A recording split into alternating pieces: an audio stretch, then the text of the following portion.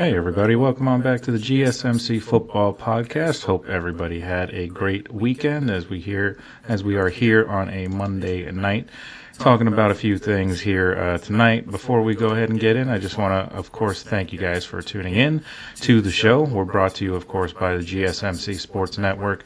We have a great show for you today. We'll be covering the top 5 coaches of all time as well as top 5 dynasties of all time.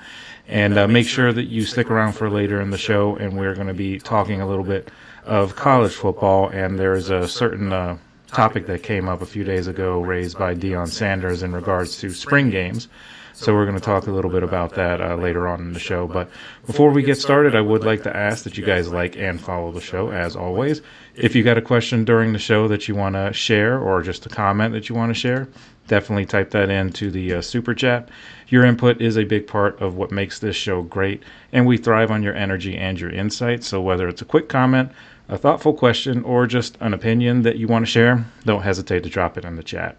Now, if you want to make absolutely sure that your message stands out and gets featured on the show, there's an easy way to do that. You can just hit the super chat feature and just click the $sign at the bottom of the chat box to send in your super chat. This guarantees that your message gets on the air, and it's also a fantastic way to support our channel. So we rely on your support to keep bringing you the sports content that you love, and we appreciate every single bit of it. So go ahead, let us know what you're thinking, hit that super chat button, and let's keep this show interactive and exciting. And if you prefer, you can also go to the GSMCsports.net website to tip, donate, and leave a comment or a question there. We couldn't do what we do without your amazing support, so we're so thankful to have you guys as part of our community. And once again, that link is GSMCpodcast.net. All right, so let's go ahead and get into our segment here. As everybody, I'm sure, is very much looking forward to, I'm going to be talking a little bit about Aaron Rodgers and basically what is necessarily going on with the holdup here with this whole process. He's still, of course, making his decision. He met with the Steelers over the weekend, or on Friday, I believe it was, and sources told reporters that he was there for about 6 hours, met with some Steelers brass like Art Rooney, Omar Khan, Mike Tomlin, of course, and he also met with offensive coordinator Arthur Smith for a little while as well. No deal is in place right now, although they did offer one. Just no decision has been made as of yet. So there's no real movement in terms of Aaron Rodgers, because he's been pretty silent in this whole process. We haven't heard anything from him, just seen a couple pictures of him at the beach. That's pretty much it. He hasn't even made any appearances on the Pat McAfee show, which he usually is a regular every Tuesday on that show, but he hasn't appeared there yet, still making his decision. And it's basically coming down to either the Steelers or retirement, essentially. Don't think the Giants are going to end up with Aaron Rodgers when it's all said and done. They just signed Jameis Winston over the weekend to basically a backup contract. So it seems like they will either try and get Russell Wilson, or they're most likely going to try and draft a guy and just have Jameis there as, the guy to basically have him start, I'm assuming.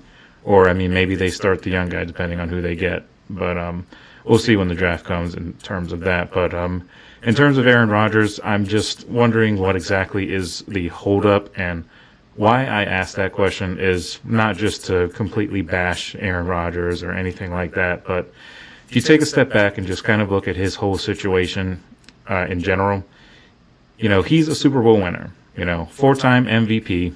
He's accomplished a lot in the NFL. Has a lot of passing records and all that.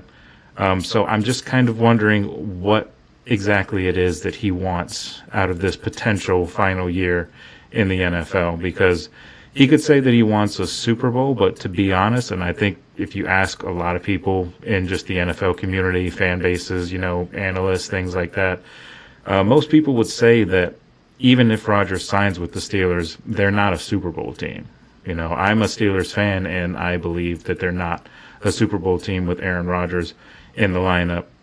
Maybe he could have, some better success than Russell Wilson did, at least towards the end of the season, because Russell Wilson was overall pretty solid for the Steelers, apart from those final 5 games, and he was by all means not the only reason why they lost those 5 games and struggled so much. There were a lot of other factors that went into that, but Russ was definitely not great. He wasn't terrible, but he definitely was not spectacular either.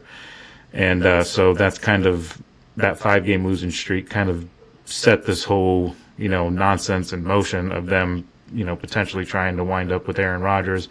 They didn't like the decision to start Russell Wilson that Mike Tomlin made in the middle of the season. There were a lot of people in that building that did not like that decision. That's why you heard Mike Tomlin in the press conference say that he was the lone wolf in the room. He was the only one who wanted it. And when Russell Wilson started out 3-0, having success, Mike Tomlin started to feel good about himself, and you started to hear him, in press conferences saying things like, "That's why I'm well compensated," and all of that, because things were going well. But then, the cracks started to show as the season went along, and that ended up, of course, 10-3 start ended up in a 10-7 record and a blowout loss in the playoffs. Not to mention, every one of the 5 games that they lost, with maybe the exception of the Cincinnati game, were all blowouts.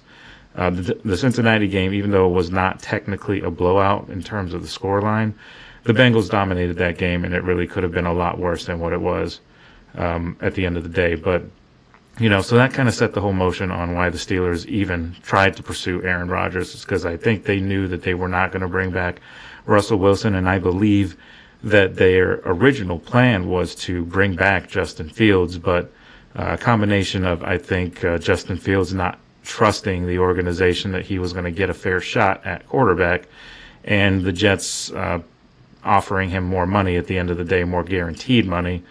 That just basically led to Justin Fields getting away from the Steelers, and now they're in this situation where they're waiting on a 42-year-old quarterback to make a decision, and if he doesn't, then I would assume they would draft the guy in the NFL draft. I'm not sure if they would go first round or not, just because there are a lot of other needs on this team, and really the year to get a franchise quarterback would ideally be next year. So I think a lot of the whole mindset or the whole thought process of this whole mess with Aaron Rodgers is they want to basically have a home run shot to try and win a Super Bowl with Aaron Rodgers, or at the very least win a playoff game, which is sad that the standards have gotten to the point where they're just hoping to win a playoff game. But that seems like what this move screams at you, is they're just trying to win a playoff game, because you're not winning a Super Bowl with this version of Aaron Rodgers, not with 42-year-old Aaron Rodgers. 10 years ago, hell, 5 years ago even, yeah, you could probably make that argument that Aaron Rodgers could still lead a team to the Super Bowl, but not now, not after an Achilles injury, not after 2 bad years with the Jets, and 42 years old. Whether I don't really care much how good he was in the past, because right now 42-year-old Rodgers doesn't do anything for you as an organization. And for Rodgers himself, I just don't really understand what his goal is here. What's his end game? Like, what is he looking for in the Steelers or in any team? Because the only 2 teams that are seriously being considered are the Giants and the Steelers. And I think everybody would agree that neither the Giants or the Steelers are a Super Bowl team or are a quarterback away from a Super Bowl run. So what is Aaron Rodgers' plan? Like, what is it that he wants out of this? If it truly is a Super Bowl, then I don't think it's in the cards, and I think he should just retire. If he's just looking to just play one more year just because he's a competitor and he just wants to play one more year, then I can almost make the argument for, fine, if I'm a Steeler fan, fine, sign him because you're going to get your franchise guy next year. If that's the goal, I don't like it, but that's kind of where we stand right now. I think the Steelers are ultimately going to try and look for their franchise quarterback in next year's draft, when the draft just so happens to be in Pittsburgh, which is the first time that has ever happened. So what better year to get your, essentially replacement for Ben Roethlisberger in the NFL draft that is being held in Pittsburgh. It's a perfect story, so maybe they're looking at that. Plus, the next year's quarterback class just so happens to be very, very good if all, scouting things are to be true and to be believed. There's guys like Arch Manning, there's Drew Aller from Penn State, there's Cade Klubnik.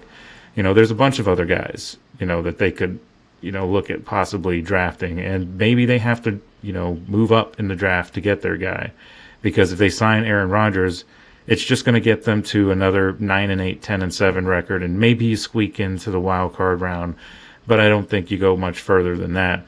Maybe you could make the argument Rodgers could win a playoff game, but it also depends on who they play and depends on where they have to travel.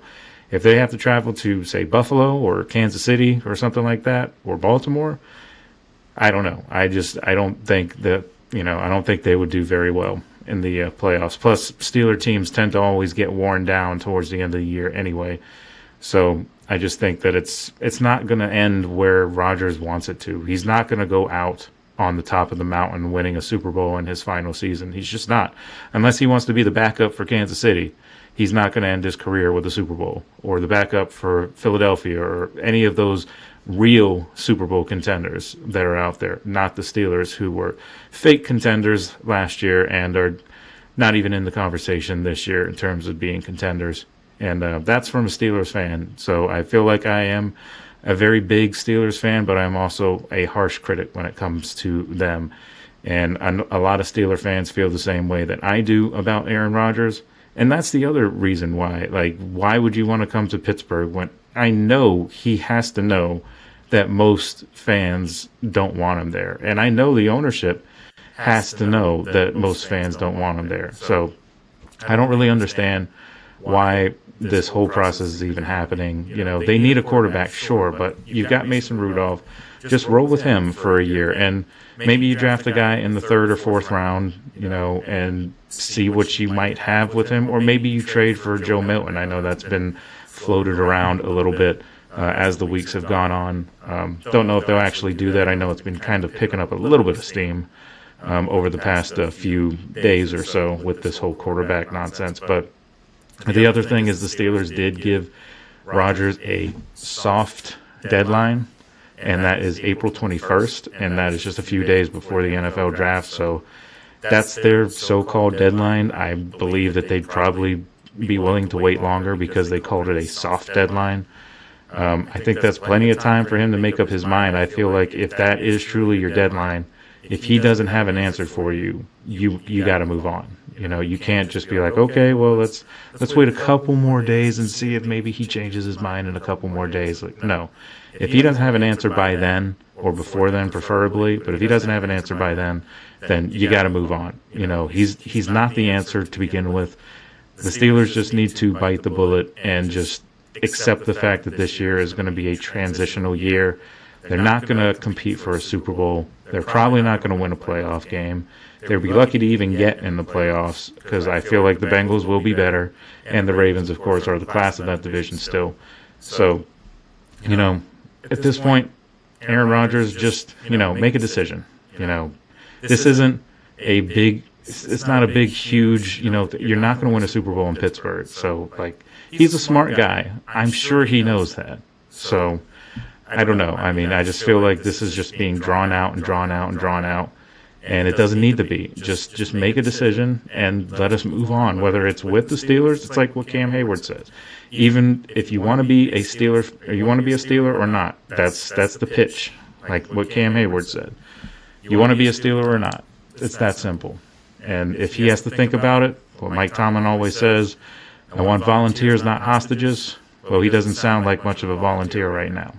So, all right, well, we're going to get into the rest of our show, but before we do that, we're going to take a quick break, and we'll be right back, and we're going to get into some history. It's going to be kind of a historical sort of show today. It's a slow, NFL news portion of the offseason, so coming up with some different topics here. But when we come back, we're going to be talking about the top 5 NFL dynasties of all time.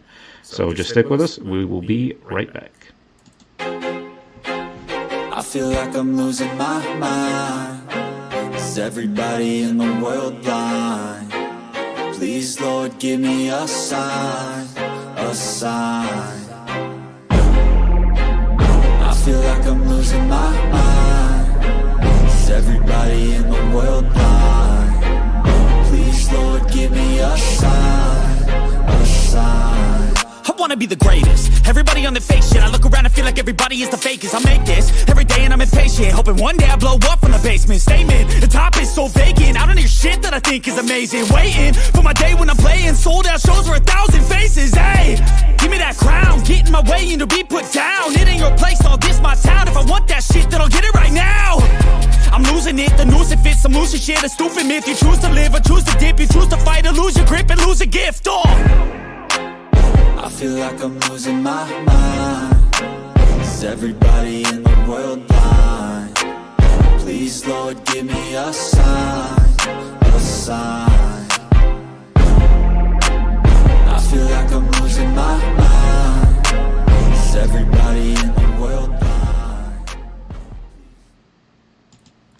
All right, guys, welcome on back to the show. We're going to get on into our next segment of the show, but before we do that, just want to remind you guys once again that if you have any questions or any comments, or if you want to contribute to the show in any way, you can just hit up the super chat button on GSMCsports.net and type down your question or your comment, and I will get to it as soon as I see it.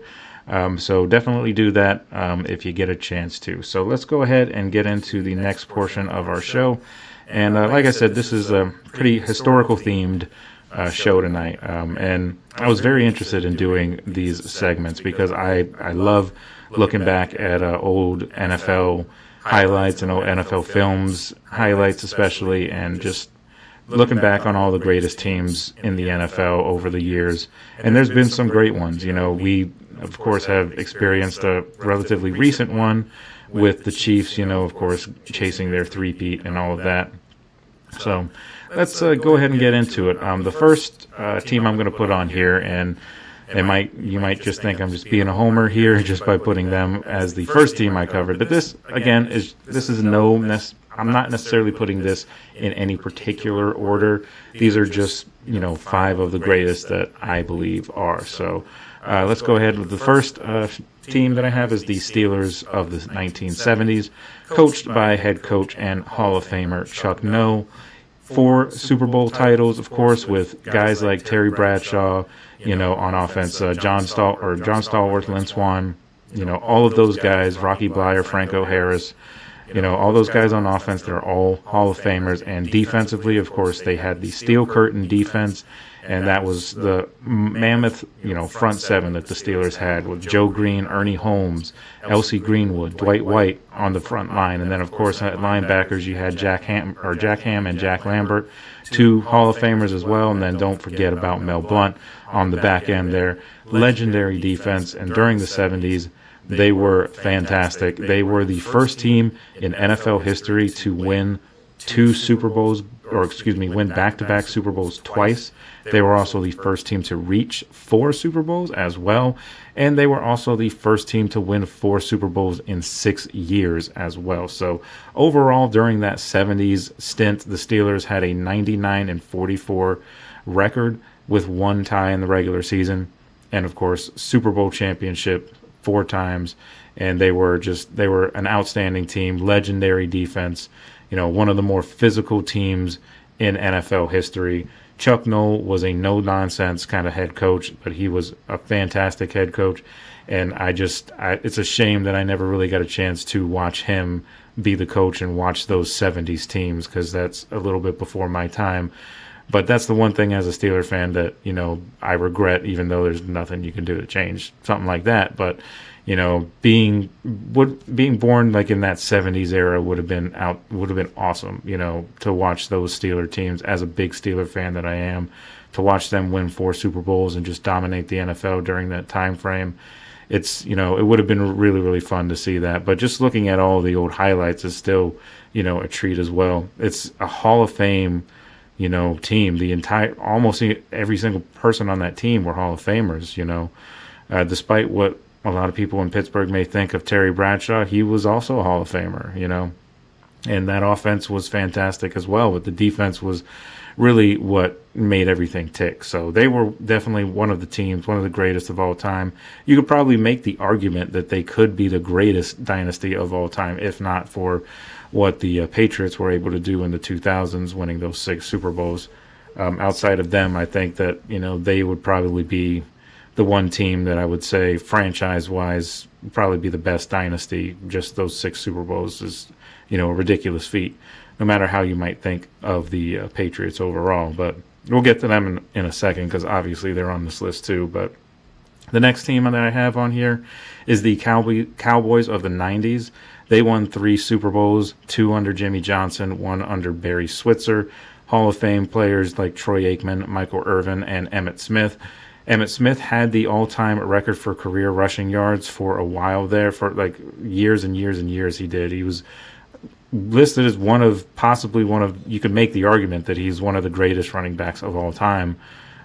Walter Payton is up there, obviously, too. Barry Sanders is up there. You're talking about like the greatest running backs of all time and everything like that. So a lot of great running backs, Gale Sayers, Eric Dickerson, all of those guys. But Emmitt Smith, he was right up there, and he stood alone for a while with that record.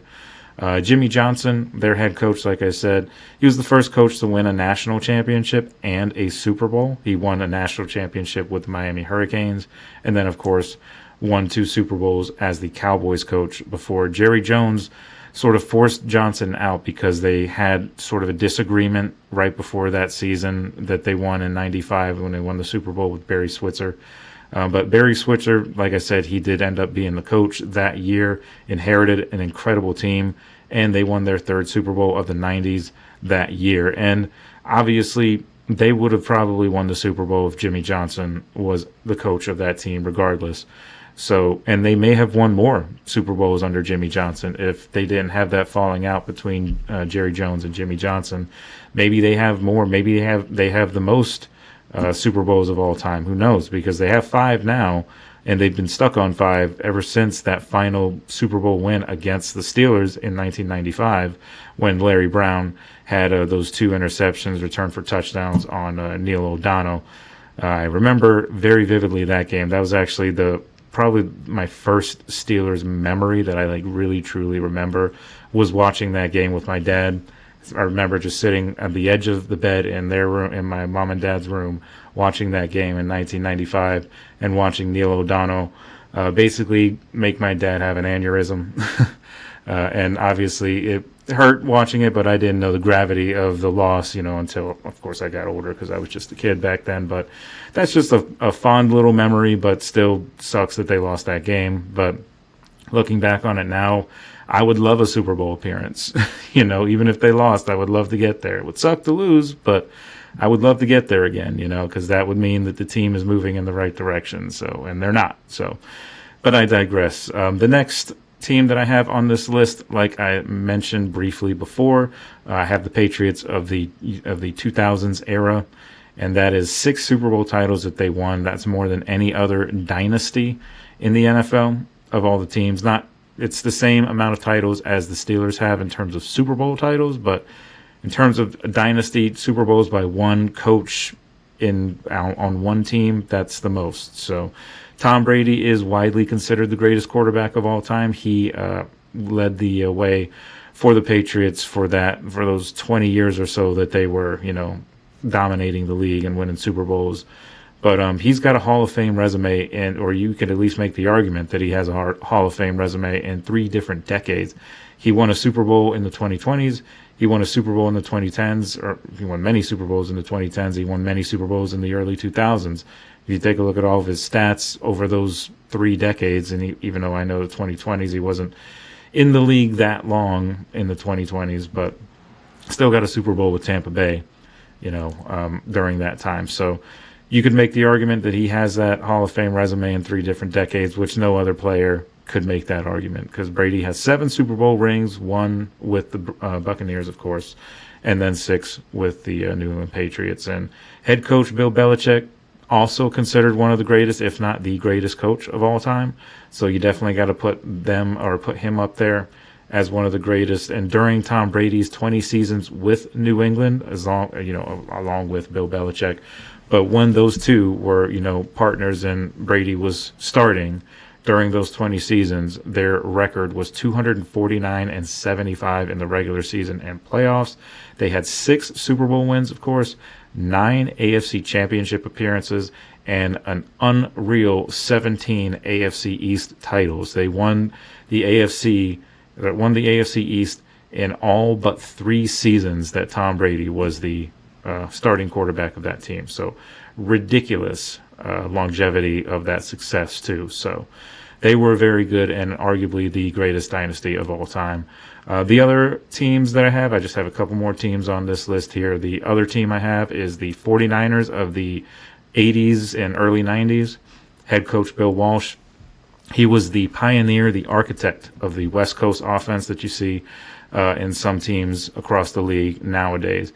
His impact on the NFL just goes beyond how he built the 49ers dynasty. For as impactful as he was offensively with his offensive philosophy, his list of accomplishments really is incredible. If you take a look at the things that he did, he drafted Joe Montana, Ronnie Lott, Charles Haley, Jerry Rice, then identified Steve Young's talent and traded for him. And then, of course, Steve Young ended up winning the Super Bowl. But, he was one of the greatest head coaches of all time leading that team. And like I said, those Hall of Fame players that he was able to get through the draft and through trades, that's all Bill Walsh and that front office, of course, being able to do that. But he was a brilliant mind on and off the field in the front office. But he definitely was a big reason why they dominated the 80s and a short portion of the 90s. They won 3 Super Bowls under Bill Walsh before he retired, before the 1988 title that they won. George Seifert took over as the head coach, and he won the Super Bowl with Steve Young in 1989 as well as 1994. And during that 14-year stretch, the 49ers won a total of 5 Super Bowls, lost in the NFC Championship game 4 times, and posted a 159-56-1 record overall. So obviously a great team, great dynasty, definitely has to be put up there as one of the greatest. 5 Super Bowls total when you combine that whole decade. 2 different coaches, Bill Walsh, of course, leading the way for 3 of them, and then George Seifert winning a Super Bowl in 89 and 94 as well, before Steve Mariucci eventually took over as the head coach there. And they were still competitive going forward. Never won a Super Bowl under Mariucci, though, but, they were always up there, always in the playoffs and, championship games and all that. But the other team that I have on here, and it kind of goes without saying here, this team belongs on this list just because of the influence that their head coach ended up having on the game, one of the founding fathers of the NFL, and that is Vince Lombardi's Packers of the 1960s. And the Packers were a struggling team in 1959 when Vince Lombardi took over and transformed them into the dominant force that they ended up being. They won 5 league championships in 7 years. And keep in mind, this is before the AFL-NFL merger that was in 73, I believe, or 72. And they won championships in 1961, 1962, 1965, 66, and 67. So 2 years in a row they won NFL championships, and then a couple years off, and then 3 years in a row from 65 to 67 they won NFL championships. Won the first 2 Super Bowls as well in 1967. So the merger was in 67. So I apologize for that, but they won in 1967. That was Super Bowl I, and then 1968 Super Bowl II. And they were not officially called Super Bowls until Super Bowl III in 1969, but still counts as Super Bowl wins, though. So those dynasty years from 65 to 67, though, they just cemented their status as a dynasty, with those championships, those 3 consecutive championships running from 65 to 67. And, of course, Vince Lombardi's legacy and, just how great he was as a head coach. And that's why the trophy is named after him, because he's won the first 2 Super Bowls ever and is just a pioneer in this whole, league that we enjoy now. So one other team I'm going to put on there real quick, just before we end this segment, is a present and modern day team, and that is the Kansas City Chiefs. they've been to 5 Super Bowls since 2019, won 3 of them. And, of course, they had a chance for a three-peat this year but lost to Philadelphia. But they have an 89-23 record under Patrick Mahomes and head coach Andy Reid. And Mahomes has been to the AFC Championship game in 7 years as the starter. 7 straight years. Every year that he's been the starter, they've been in the AFC Championship game. That's how good and how consistent they are. And Andy Reid also is the first NFL coach in history to lead 2 different franchises in all-time wins. So obviously he's got to be up there as one of the greatest coaches of all time. They came the closest to anybody that, had a chance to three-peat in NFL history. Every other team had either lost the first round of the playoffs or didn't make it at all. So the Chiefs got all the way to the Super Bowl before they lost, their three-peat bid. So they've lost to just 3 different quarterbacks in the entire postseason as well. So Mahomes has lost to Brady twice, once in the playoffs, once in the Super Bowl, lost to Burrow in the AFC Championship game a few years ago, and then, of course, last year losing to Jalen Hurts. So the Chiefs definitely belong on this list as one of the greatest dynasties of all time, and it's still currently going. So they may add to this, before their time is up. So we'll have to see. But those are my teams, my dynasties. If you have difference of opinion or one that you want to add on there that I might have forgotten, then definitely let me know in the comments, and we can get going with a little conversation as well. So that's the segment for my dynasties. When we come back, we're going to keep going with this whole history theme, and now we're going to talk a little bit about some of the guys that we talked about in this last segment, but top 5 head coaches in the NFL of all time. So we'll take a quick break here, and when we come back, we'll talk about that. So stick with us. We'll be right back. Looking for your daily fix of sports talk without having to pay for it? GSMC Sports Network is available on YouTube. Just search GSMC Sports Network. Get your fix of daily sports talk shows on YouTube, absolutely free. NFL, college football, NBA, MLB, MMA, UFC, fantasy football, and so much more.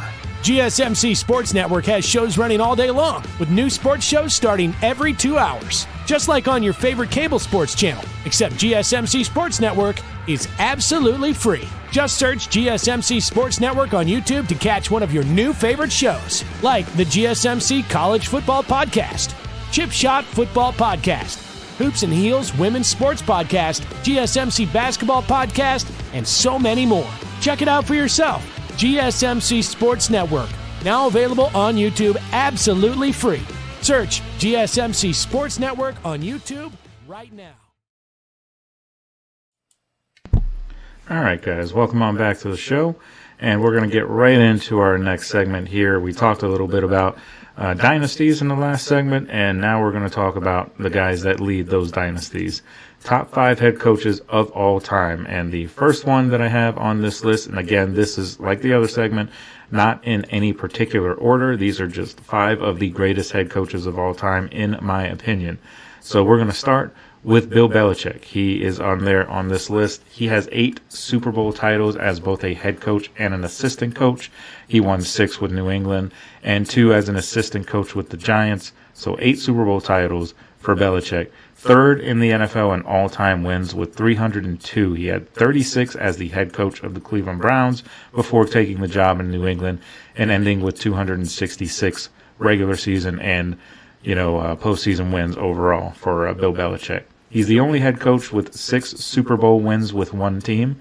So definitely a guy that is up there as one of the greatest, if not the greatest head coach of all time. You could definitely make that argument because that 2 decades of success that they had from the 2000s or early 2000s till later in the 2020s or early 2020s, that stretch of run that they had was just nothing short of remarkable. And they were one of those teams, much like how the Chiefs are kind of starting to experience now. They were one of those teams that people love to hate because they're just always in the end. They were always in the game at the end, always at the Super Bowl. It was usually the Patriots against somebody from the NFC. It just didn't really matter. Whoever won the NFC that year, it's just basically every year was just like, okay, so what team is going to end up playing the Patriots in the Super Bowl at the end of the year? That's kind of the way it went, for a good majority of Belichick's career in New England. Obviously, Belichick has moved on to college football, and he's the head coach of North Carolina. And, of course, Brady is retired and up in the booth with Fox calling Super Bowls of his own. So, anytime you think about the Patriots, you just think about those 6 Super Bowl titles and that dominant run that they were on, where everybody hated them unless you were a New England fan, just because they were always so good. So, obviously, Bill Belichick's on my list, one of the greatest, if not the greatest coaches of all time. Another guy on this list is Chuck Noll. He was the assistant to head coach Don Shula when Don Shula was with the Baltimore Colts back in the day from 1965 to 1968, and then he was selected as the Pittsburgh Steelers head coach in 1969, ended with a 193-148 record as a Steelers head coach. That's just a few percentages over a 500 record, and that record may not seem amazing to people when you just look at it at face value, but they got off to a pretty rough start under Chuck Noll's guidance. They didn't really have a great team until a couple years ago once they drafted Joe Green. When they drafted Joe Green, that's when things started to turn for the Steelers, and the 70s was a dominant decade for the Steelers. They won 4 Super Bowls with Terry Bradshaw and that Steel Curtain defense. And he's one of only 3 head coaches in Steelers history as well. Of course, Bill Cowher and Mike Tomlin being the other 2. But he was the longest tenured head coach in Steelers history so far, being from 1969 to the early 90s. So well over 20 years he was the head coach for the Steelers and brought them from the dumpster to, what they are now today, as the standard being championships and all of that. Even though they may not have reached a championship or sniffed one in several years, the standard is always there. That's why you always hear Mike Tomlin say the standard is the standard. And even though he hasn't hit that standard, the standard he's talking about is expectations of Super Bowls each and every single year. So if it wasn't for Chuck Noll, the Steelers wouldn't have that mindset. Their organization wouldn't be as, successful as it has been over the years, if not for Chuck Noll. And, he's obviously a Hall of Fame coach, one of the best coaches of all time. That's why he's on this list. So the next guy that I have on this list is Tom Landry, and he was the head coach of the Cowboys from 1960 to 1988, 2-time Super Bowl champion, obviously a pioneer of the game as well. Won an NFL championship as an assistant in 1956 with the Giants as well, and he has an overall record of 270, 178, and 6.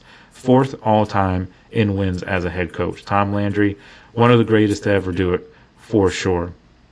The other guy that I have on this list here is Bill Walsh, the 49ers head coach. Obviously, we talked a little bit about him in the last segment. Pioneer of the West Coast offense, like we said.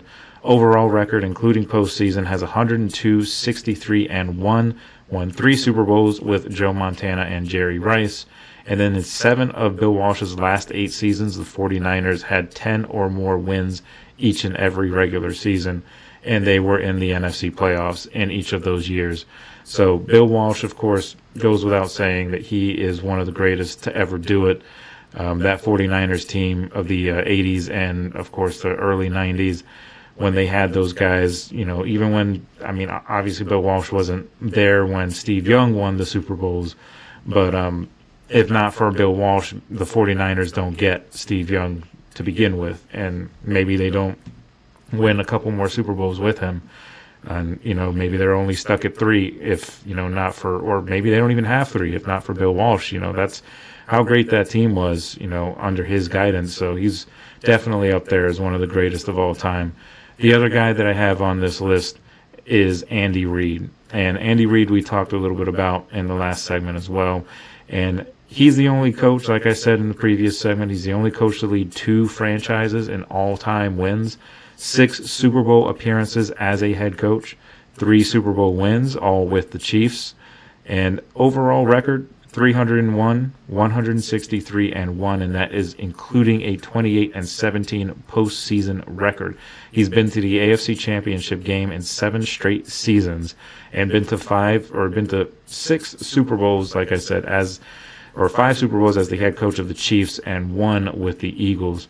And obviously the Eagles, the other team that he leads in all-time wins when it comes to head coaches. So Andy Reid definitely has to be up there as one of the greatest of all time. And he's still going, too, so he could add to that resume. He could add to his Super Bowl wins. Obviously he's going to add to his overall record because the Chiefs are going to be, a 10, 12, 13, 14 win team usually every year. So they're going to get at least above 10 or 11 wins every single year with that dynamic of Patrick Mahomes and Andy Reid. They've been dominant together. And, of course, Travis Kelce on that team as well, even though Travis Kelce is kind of on the back end of his career now. But that time when Kelce was in his prime with Mahomes and Andy Reid, that was an almost unstoppable force, especially when they had Tyreek Hill, stretching defenses with his speed. They don't necessarily have the greatest offense anymore. Obviously, it's still good enough to get them to the Super Bowl like they were last year, but their offense has taken a dip or at least this past year it did. But, you never doubt the Kansas City Chiefs with Andy Reid and with Patrick Mahomes, because they will always be in the conversation for the Super Bowl every single year as long as those guys are together. They're just constantly, in there, constantly the guys that you have to overcome in the AFC to, get to the mountaintop or win a Super Bowl. Even in the NFC, a lot of teams feel like they have to beat the Chiefs, because that's going to end up being the team they face in the Super Bowl anyway, because the Chiefs just always get there. But we'll see what happens this year. They lost some players, and, I don't know, maybe we'll get a little bit of a Super Bowl hangover as they were kind of exposed a little bit in that Super Bowl with not being able to control the pass rush of the Eagles. But, as good as a coach as Andy Reid is, you figure that he'll probably get something figured out and they'll be better next year in that area, most likely. So the other coach that I have on this team, on this list, is Don Shula, and he is arguably the greatest head coach of all time. He's the all-time winningest coach, has the most wins out of any coach in NFL history, 328 wins, and a 328 and 156 and 6 record. That's 6 ties, and he won one Super Bowl with the Dolphins. But that Super Bowl that he won with the Dolphins, and he also had been to one with Dan Marino as well, but that Super Bowl they won in 1972, he became the only coach to ever coach a team to an undefeated season and win a Super Bowl in that same season. That is a record that is still good today. A lot of teams, they go on stretches of like 10-0, 11-0, and then you start to kind of wonder if that record is going to be broken. The Patriots came the closest with an undefeated regular season and then losing in the Super Bowl to the Giants. But nobody's been as close as the Patriots. Nobody else has finished a season with an undefeated regular season record other than the Patriots and the Dolphins. But the Dolphins were the only team in NFL history to actually finish the job and win the Super Bowl. So Don Shula, he's got to be up there. You don't get to the most wins in NFL history over a lot of legendary coaches, without being a legendary coach yourself. So he's up there for sure. He's Mount Rushmore. All of these guys, I believe, are Mount Rushmore of head coaches. Maybe you can add on another guy if you can find some more space on Mount Rushmore. If you think of one, Jimmy Johnson, deserves an honorable mention as well. He was a great head coach also, and probably could have won more Super Bowls if he were to stay with Dallas. So you got to add him in the conversation as well. Even though he's not technically on this list, he's definitely a guy that deserves to be up there, along with a lot of other coaches, that are great head coaches. And, this list is not to, dismiss any other head coach. It's just these guys are the greatest. Also, another guy that I really wanted to put on this list, but I didn't, is John Madden. And John Madden, great head coach for the Raiders, of course, great player as well when he used to play. But his thing is he was so, influential in the NFL, and really is a big reason why the NFL is where it is today, with his, his commentary that he had during the games after he had retired, and then of course the invention of the Madden video game that's still going strong today. And he's a legend of the game, and everybody misses John Madden. Everybody loved John Madden. He was great to just listen to on a Sunday. Knowing him and Pat Summerall or him and Al Michaels when they moved to Monday Night and Sunday Night Football. Those are great tandems in the booth, and I don't think we'll ever get somebody that can live up to that kind of combination, that color commentary that John Madden provided.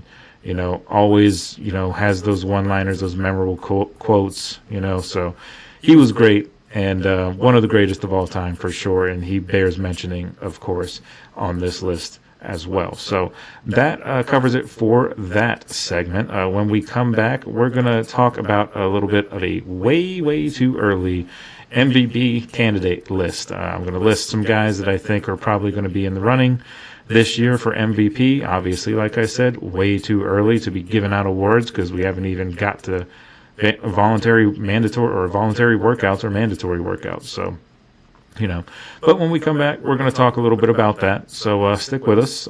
We will be right back.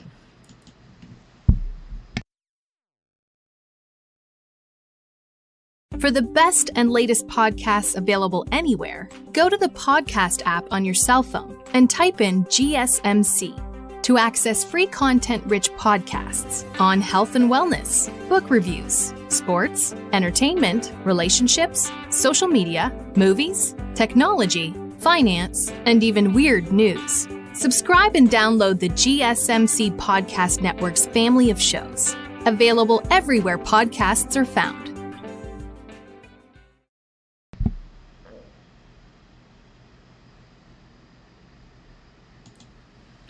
All right, welcome on back to the show, guys. We're moving on to our next segment as we're going to be talking a little bit about some early predictions, early MVP candidates that I went ahead and listed when I was doing some research earlier on today.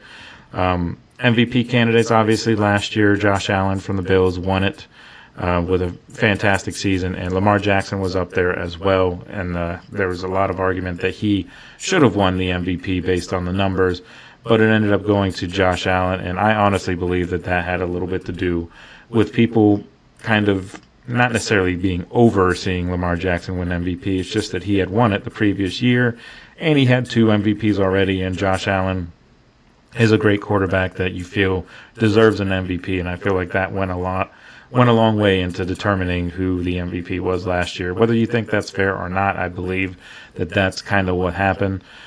For me, some early MVP candidates, obviously, I got to put Josh Allen on there. He's the reigning MVP, and he had a tremendous year last year.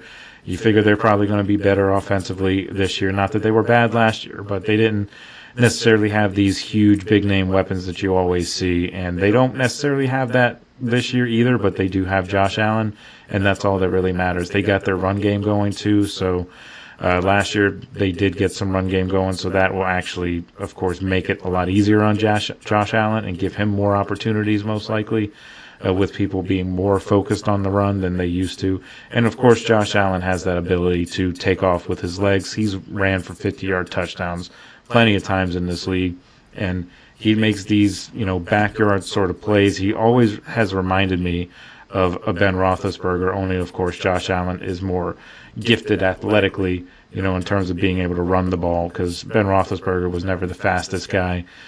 He could, get away from trouble because of how physical and how tough he was, but, he couldn't, turn on the speed boost or anything like that and really burn you for anything. Josh Allen can do that. Josh Allen has that ability as well as a cannon for an arm. So you definitely have to put Josh Allen up there as one of the candidates for MVP. And Lamar Jackson is the other guy that I have on here. Well, I have several guys, but he's the next guy that I have on this list. Lamar Jackson, 2-time MVP already, arguably could have won it, should have won it last year with his numbers. So he could end up with, way more than 2 or 3 MVPs by the time his career is over if he keeps at this pace, because he has grown an awful lot as a passer. When he first came into the league, he's always been electric running the ball and elusive running the ball and difficult to stop because of that, because he's so good at that.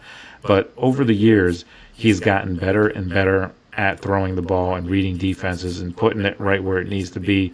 Obviously, it's helped that he's gotten better weapons over the years as well, and now he has Derrick Henry, and that takes more pressure off of Lamar Jackson, he can do more things through the air because people are so focused on Derrick Henry and how explosive he is and how he can just completely rip a game wide open with a long run or a vicious stiff arm.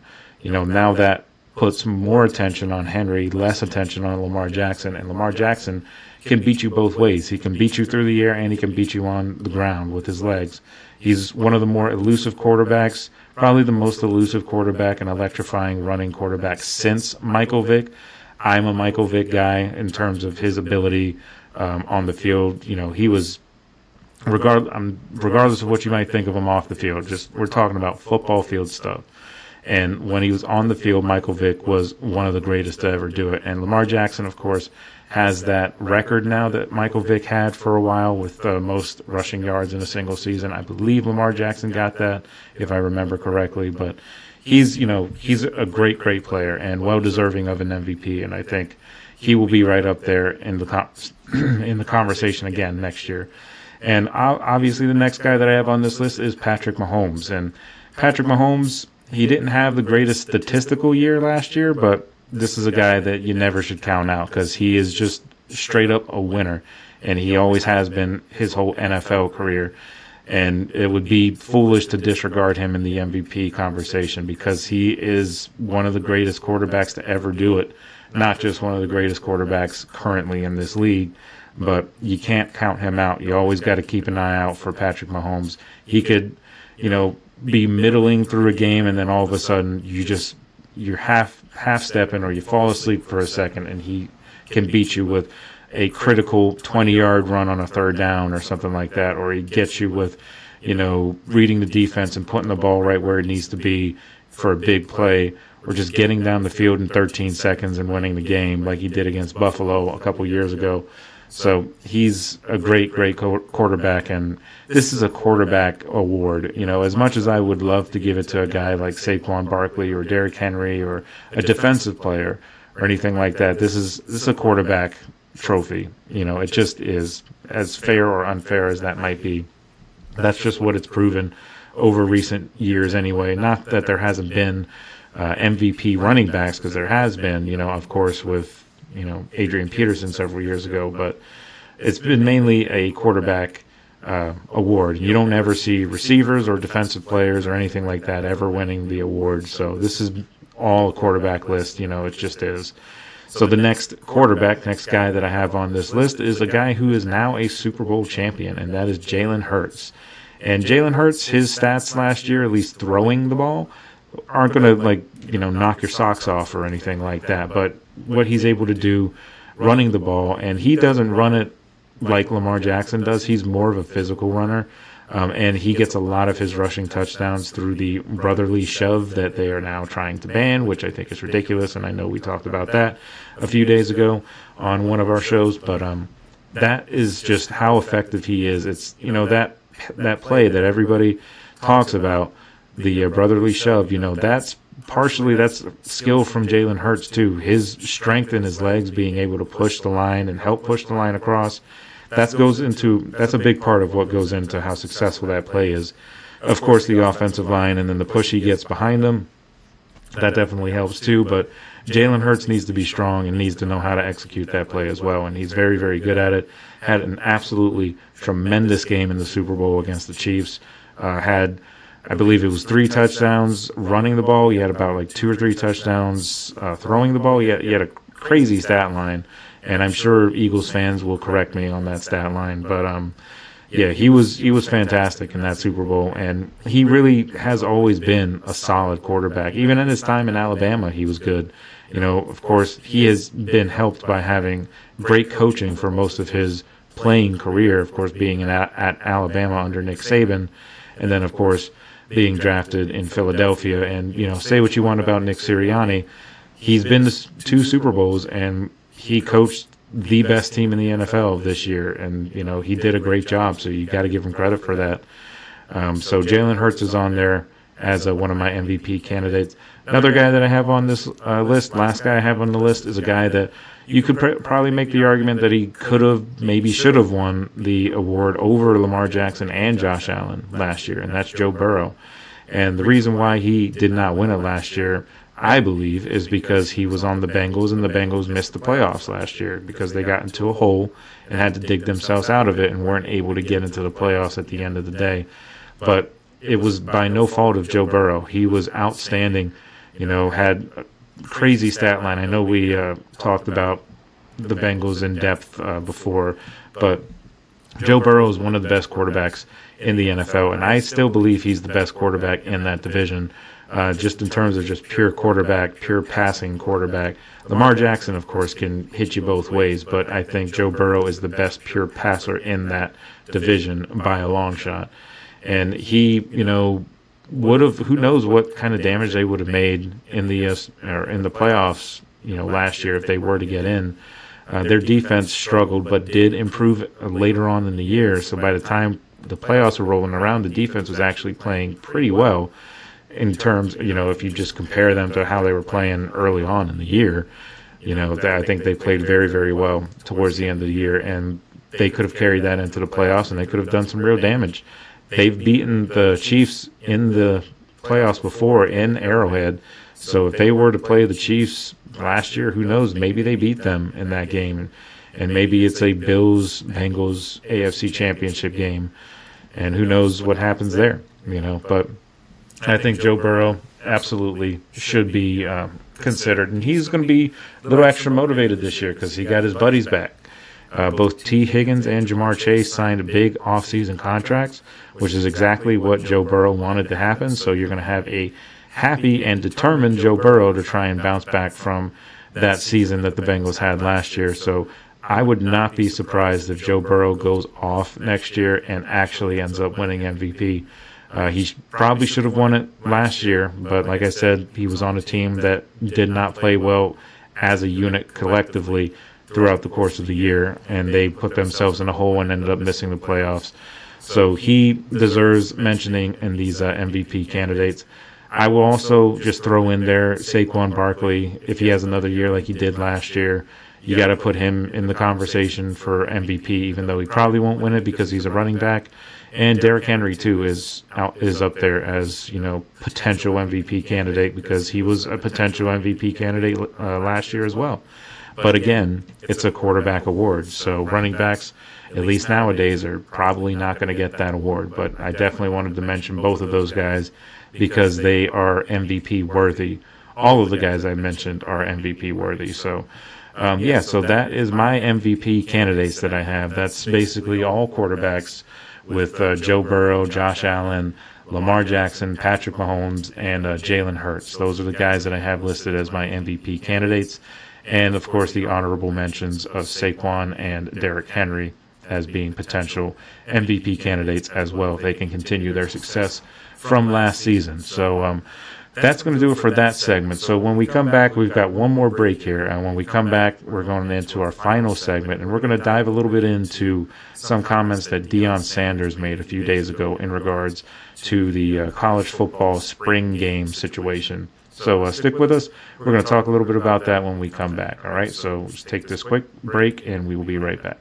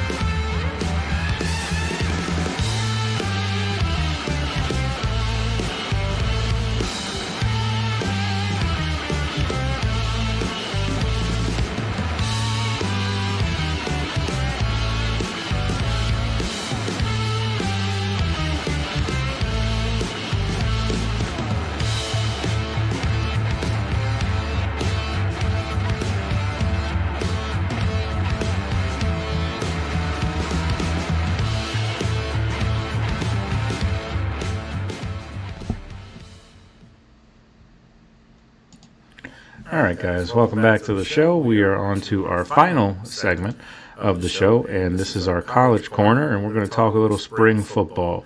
A few days ago, over the weekend, I believe, or maybe it was a few days before the weekend, Deion Sanders came out and was basically saying that he was advocating for an actual spring football game as opposed to just scrimmages with within the team. You know, with Florida, you've got the orange and blue game. You know, every college has some sort of similar thing to that, where it's the red and white game or crimson and white game with Alabama, whatever you want to call it. But they're basically all just scrimmages within the team. But Deion Sanders is basically saying that he would advocate for a regular spring football game, as in the NFL, when you see during the off-season and training camp, they'll run joint practices with teams and before they end up having a preseason game with that team that they've been practicing with. Basically, Deion Sanders is sort of saying that that's what he kind of wants to happen in college football. And I know there are some teams, there are a lot of coaches out there who do not want spring games at all. 19 of the Power 4 college football teams have canceled their spring games so far this year. But they're going to be running, Colorado that is going to be running joint practices and a scrimmage game with Syracuse this spring. Now, Colorado and Syracuse have not actually played each other in decades. It's been a very, very long time since they played each other. But they're going to be having a joint practice and a scrimmage in the off season. And I personally kind of like the idea of the joint practices and, you know, scrimmage games with other teams and things like that. I think it's a good way to not only get a feel for teams and what other teams across the country are trying to do and how they're trying to be successful, but you can also kind of get your young players that are looking forward to a career in the NFL, hopefully, if their career goes well. You can kind of get them accustomed to playing an NFL season like that, because if you do spring games and then leading into the college football season, then that's more games. And in the NFL, where they're increasing the amount of time or the amount of games that they're playing in the regular season, and they seemingly are probably going to increase it more so as we go forward, I think this is a good way to kind of, you know, get these young guys prepared for how that's going to be in the NFL, because you see it too many times across the league that these rookies, they'll hit a rookie wall because they're not used to playing this many games of football, this many snaps. You know, in college, you're only playing, if you get to a bowl game or get into the playoffs, you're playing maybe like 12, 13, maybe 14 games, something like that. In the NFL, you're playing 17 games in the regular season, and then, of course, you've got the playoffs. If you make it that far, of course. So that's extra games, and you're working longer, you know. And so I feel like that would kind of get more players kind of accustomed to, you know, playing that sort of schedule, playing that sort of a long season. And it might help them in the long run in their careers. So a lot of people are against it, though, due to, you know, of course, the risk of injury. That's always a risk. But I always, you know, kind of push back on that excuse with a lot of things when it comes to football. We're like, oh, we don't want to do this because it could get somebody hurt or, you know, something like that. And the bottom line is you can get injured anywhere at all. It doesn't necessarily even have to be during a game. You can get injured in practice. You can get injured getting out of the tub in the morning. You know, it's happened before to guys, you know, where they hurt their ankle or they, you know, land wrong on their foot or on their knee or something like that, and some weird accident and they get injured. And like I said, people get injured in practice all the time, you know, so I don't really necessarily even agree with that argument, because you risk injury every single time that you do the act of playing football. That's just bottom line, you know. But I mean, I get it. You don't want to risk an injury on a, you know, ultimately meaningless game. So I get that part, but you're still having that risk of injury regardless, even if you're in practice, you know. So, but one of the issues that I kind of do sort of understand is a tampering issue, and a lot of coaches are kind of concerned about that. It runs the risk of recruits being taken away from other schools. If you have other schools coming in, they can evaluate your talent and then maybe try and tamper or, you know, legal tampering. And they can maybe try and get that player away from your school and into their program with the transfer portal and NIL deals and all of that goes on nowadays. It's possible for any team to just throw enough money at a player or, a program, and then they can get that player. But few guys have, basically come out against it. Nebraska's head coach is against it. He said the word, and this is just his quote, and I'll just say the full quote here, the word tampering doesn't exist anymore. It's just absolute free, open, common market, he said. And so I don't necessarily want to open up to the outside world. Don't want these guys all being able to watch our guys and say, wow, he looks like a pretty good player. Let's go get him. So that's just kind of what I was just talking about there. That's one of the risks that you have with that. So that's an understandable risk and an understandable concern from head coaches. And, some coaches, of course, have disagreed with that sentiment as well. Clemson head coach Dabo Swinney, he doesn't really believe in that sentiment because he doesn't think that taking away spring games is going to stop tampering. And he might be onto something there. I mean, if teams are looking at a certain guy and want to get a guy to their program, then they're going to do it. They're going to find their way to do it. They don't need to watch them live in a scrimmage situation. They can just watch previous game film, whether that be a young guy, a young recruit, you want to watch his high school film, or if he's a guy that's been on the team for a year or two, you want to watch his previous games and see how he operates on the field. You can still do all of that without spring games, so that's a reasonable argument to make. South Carolina head coach, he chimed in on it too, Shane Beamer. He basically agreed with what Dabo was saying.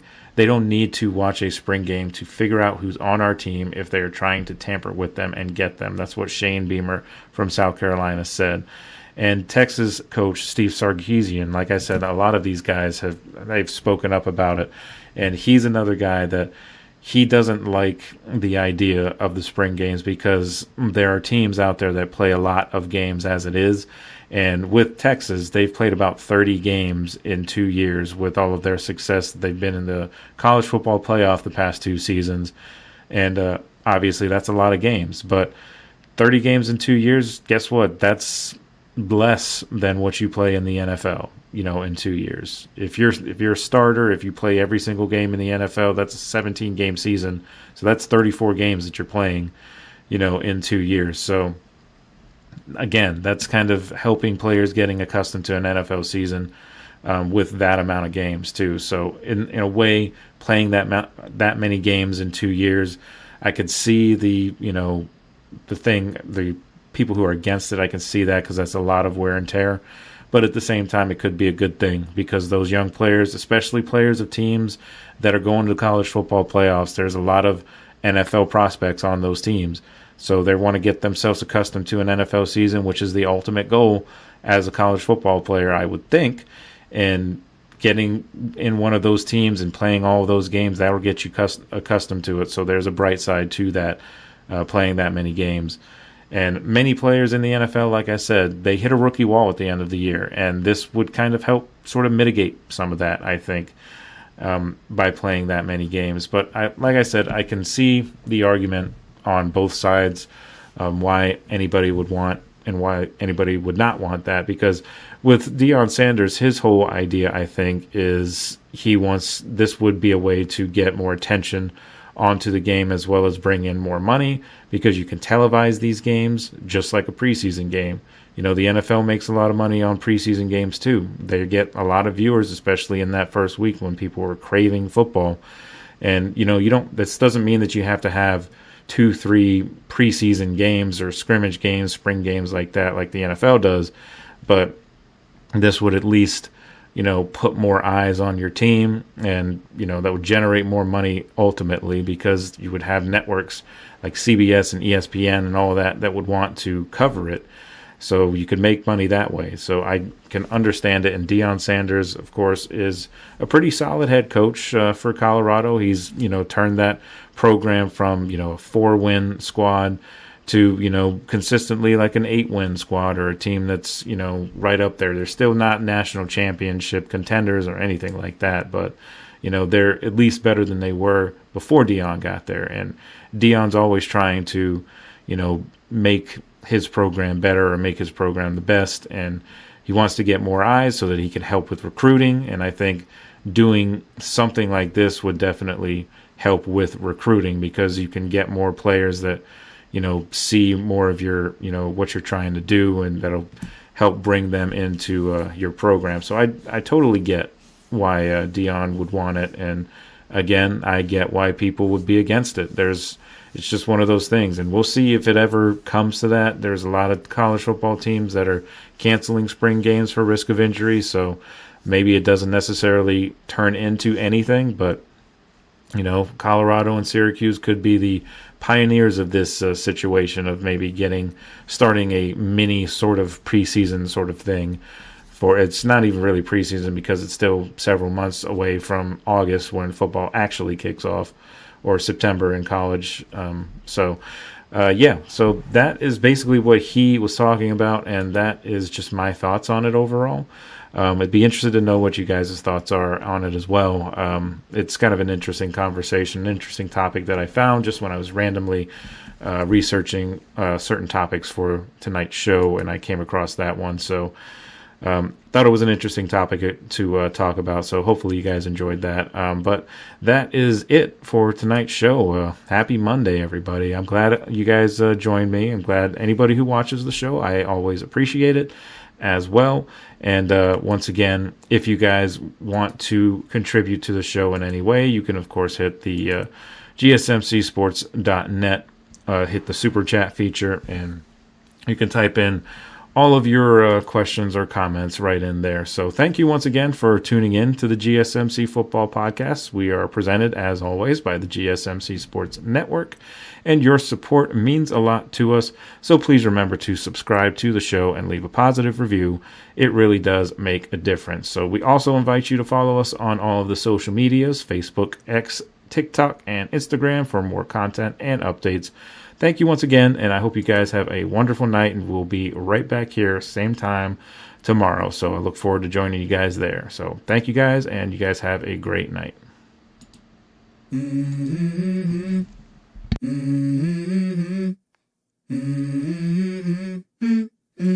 Let's go.